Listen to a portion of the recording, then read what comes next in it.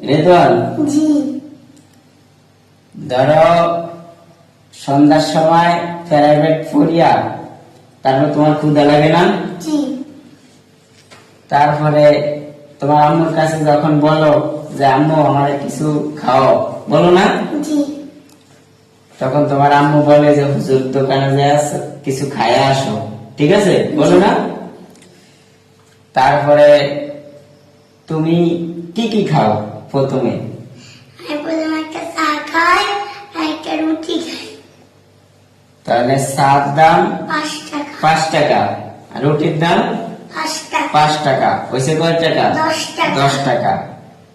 এখন ঘরে আসছো আর তোমার আম্মু বলে যে রেদওয়ান ধরো আমার কাছে তো 10 টাকা নাই, এই 60 টাকা দিলাম, তুমি দোকানদারের কাছে 60 টাকা দেও।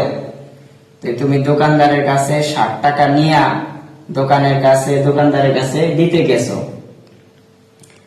এখন 60 টাকা দেওয়ার পরে দোকানদারে কয় টাকা পাবে? 9 টাকা। দর্শক আপনারাই বলেন তো, দোকানদারে কি 9 টাকা পাবে না কত পাবে? আপনারা কমেন্টে জানিয়ে দিবেন।